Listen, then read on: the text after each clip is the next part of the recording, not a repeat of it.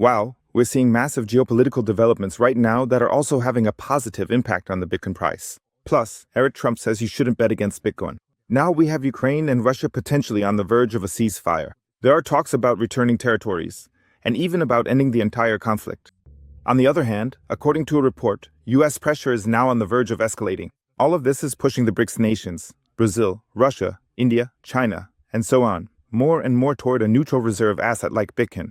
And I already reported on this 2 days ago that there was or is an emergency meeting among the BRICS nations, between Brazil, India, and other leading figures, possibly also China and others, to negotiate how to deal with the pressure from the US going forward. And the crazy thing is, we now have so many hotspots that we need to look at. All of this, of course, has massive effects on the financial markets. Before we dive into this, go ahead and hit the like button below for new old-time heists. We're not far off from new old-time heists. Next week could really be explosive with new announcements and massive geopolitical shifts, because we also know, hey, the Bitcoin price just needs a certain level of stability, a certain amount of geopolitical calm. Then, of course, it can develop much better, because a lot more risk capital is willing to flow into Bitcoin, since it's simply seen as a risk asset here. And that's definitely a good thing, that at least on the Russian-Ukrainian side, things might calm down a bit and bring more stability to the whole situation. Leo Mattis also says here, the decline is over. We're now going to rise to 130,000 US dollars. Will we never fall below the 100,000 US dollar mark again? That's the big question here. And now we're checking out all the geopolitical developments. First, we had Trump, who got the heads of state of Armenia and Azerbaijan to sign a peace agreement. And you can see in the video how they shake hands and so on. So, this is definitely the first story here, geopolitically bringing security, which is also why the market is reacting positively. I mean, by the time you watch this video, it might already be going down again. We've seen that happen a lot, where I say, okay, now we have positive developments, and then the Bitcoin price does exactly the opposite. Then we had Putin here, who said he would end the war if certain parts of eastern Ukraine were returned. And Trump also said that, to end the war here, there needs to be a territory swap, meaning certain areas have to be given back. But then there was another update here. Shortly after that came out, there was a report here saying that Zelensky doesn't want to give back any territories at all. I can show you that real quick too. That was just a few hours later, or several hours later, when Zelensky said, no, he has ruled out giving back the territories. I mean, the market probably assumes more that Zelensky will have to give in here. A lot of people now also believe that Zelensky will actually have to give in here, and that would mean that things would calm down internationally, which would of course be good for risk capital that could then flow back into Bitcoin. It looks like the whole thing is heading more toward an end now, rather than escalating further or bringing even more conflict potential into the whole situation. And that's why Eric Trump also says here, hey, don't bet against Bitcoin. And he also says you shouldn't bet against Ethereum. They're getting steamrolled here. And right now, it really looks like not only is Bitcoin taking off on its own strength, but it's also getting a boost from geopolitical tailwinds. Here, Eric Trump also says, it puts a smile on my face to see Ethereum shorts getting smoked or stopped out today. We also know right now that the altcoins, especially Ethereum, are pumping hard, and usually Bitcoin moves first, then the altcoins follow. Now we basically got the altcoins pumping, and potentially, that's not a bad thing for Bitcoin either. And that was one story, meaning the Ukraine-Russia conflict. And then, on the other side, there's the whole story I mentioned here about the BRICS emergency meeting. That was on August 6th, and now some interesting developments have come out of it. There was also an interesting report about it. Here it says that even though Donald Trump just doubled the tariffs on the purchase of Russian oil by India from 25 to 50%, India did not get in. And that was also one of the primary and significant reasons why they convened for this important meeting, or indeed wished to meet, to basically find an effective and comprehensive way to adequately respond to the considerable pressure emanating from the United States of America. In fact, India's Prime Minister Modi has just invited Putin to visit India, to further deepen the special and privileged partnership between India and Russia, which of course Donald Trump doesn't like. On top of that, Modi visited Brazil and met with Brazilian President Lula just a few days after the US raised tariffs on Brazil to 50%. So here too, there's pressure against Brazil, against India, and they're all banding together in response. This is exactly the opposite direction from the one the EU has taken here. So, they're moving closer to the US, while India and other nations are actually moving further away from the US. And the question is, how will Donald Trump react to this? And could tariffs on India rise to 100% or even higher? And what's really striking here is that we're seeing disagreements.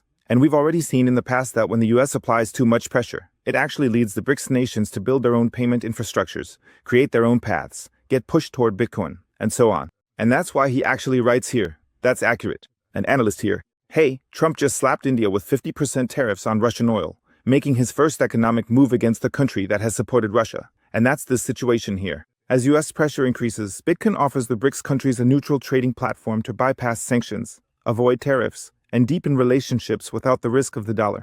That means, to me, it kind of looks like they really don't have any other choice here. And then they'll probably realize, okay, Bitcoin isn't actually that bad. That means they'll basically be pushed into Bitcoin, forced into it. Then they'll realize, okay, Bitcoin isn't so bad after all. And then they'll probably expand their Bitcoin exposure even further. And then the US will have a really, really big problem. Because the US wants to be the #1 power here, to be the Bitcoin stronghold, the crypto stronghold of the world. But if other nations end up holding more Bitcoin, if the BRICS nations start massively stacking Bitcoin, which, of course, they also need to do, you can't really do international trade and only have a little bit of Bitcoin. You definitely need to have a solid Bitcoin stack for that. And if that happens, then the US will think, okay, we're doing something really, really awesome here. We can go it alone here. We can act like the big shop, the big. How do you say? Maker. What did I just say? I just misspoke. We can play the big maker here. And yeah, in the end, they might actually end up looking weaker than they do right now. That could definitely happen. And there was also a very, very interesting statement from Block, from the CIO of Block, Jack Dorsey's company, who is also a massive Bitcoin bull. He also says that Bitcoin will not fix the dollar, but rather that Bitcoin will replace the dollar. And just listen to what interesting things they have to say here. That's a bold claim. A lot of people talk about it as just digital gold, and maybe that's all it should be. You have a more ambitious sort of thought about where it all goes. You know, we think Bitcoin can be the open protocol that powers the internet, it can move at the speed of the internet. And we as a company can move faster. Our customers, the efficiency at which their money can move across jurisdictions is much greater when Bitcoin is powering money for the internet. It can be the protocol for exchanging value. And that's really, really important to understand. I often say that Bitcoin is a technology. Actually, you have to go even further and say, just like the CIO of Block does here, that Bitcoin is a protocol. In other words, it's a base layer on which other things can be built. That means you can use Bitcoin to build banks, for example. You can build an economy with Bitcoin. You can set up international settlement with Bitcoin. So there are all kinds of different things you can build on the internet. And you can also build on Bitcoin, just like you can build certain things on the internet. And now, with the internet, we can transfer information instantly across space and time at almost zero cost. Combined with Bitcoin, where we can transfer value almost instantly and at nearly no cost across space and time. If we put these together, we can build some really incredible things from it. And that's why they say, hey, there are massive effects here. There are huge advantages if you go with Bitcoin. They use it in their company. And Russia and other countries, China and so on, will realize this too if they're pushed toward Bitcoin. And that's just often the case. You don't usually get into Bitcoin voluntarily. Instead, you need to know, as Michael Saylor says. That means something in the system has to go wrong. Then you end up turning to Bitcoin. And once you're pushed onto it, you realize, okay, damn, we can actually build some really awesome things on top of this. And even if people think, okay, what we've experienced with Bitcoin so far is already pretty advanced, in 10 years people will look back and think, damn, 2025 was just the beginning. You can see the same thing with the internet. At first, there were just homepages. Then later social media came along. Now AI is being added, and so on and so forth. And it will be the same with Bitcoin. At some point, things will be added that we can't even imagine today, that these things could even exist. And of course, another big advantage is this right here. There was a headline recently. Influencer stopped with 103 kilos of gold in her car. And that's exactly why Bitcoin is so incredible compared to gold. Because I don't know, gold is of course a kind of technology too. But I don't know if I'd go so far as to call gold a base protocol. Bitcoin is on a whole other level. Especially if we break it down fundamentally and look at what Bitcoin really is. That means with Bitcoin, we can transfer value in the form of information. Whereas with gold, we can only transfer value in the form of physical matter. And that's why Bitcoin is something completely new here. Because gold is basically similar to silver, copper, and other raw materials that are physically tangible. But Bitcoin, unlike gold, isn't something you can physically touch. It's not really physically tangible, because it's basically just broken down information. So I would definitely say, sure, you can lump gold and Bitcoin together and say they're both commodities. But in reality, it doesn't quite work. Because Bitcoin is intangible and gold is tangible.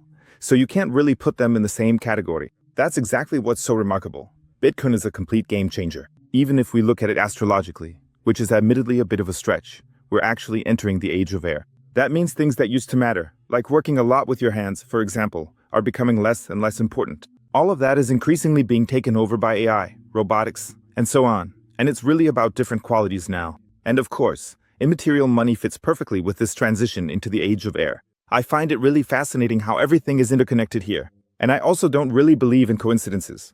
Rather, Bitcoin is an idea whose time has come, arriving at exactly the right moment to help take humanity to the next level. It's also the right kind of money for the age of air. Back then, you didn't need it. There was no digital infrastructure. Things weren't so globalized, and so on and so forth. Other things were important in the past. You first had to build a foundation, and so on. Now all of that is in place. And now we have Bitcoin, which basically allows humanity to drift into the next era on a level of consciousness. And that's what Bitcoin is for. We should be grateful for that. And so if you still want to buy Bitcoin, I'll put a link below to 21 Bitcoin. There you can easily and securely buy Bitcoin. And with the code Bitcoin Hotel, you'll get up to 20% off the fees when purchasing Bitcoin. Definitely check it out, folks, and I'll see you there. See you then. Peace out.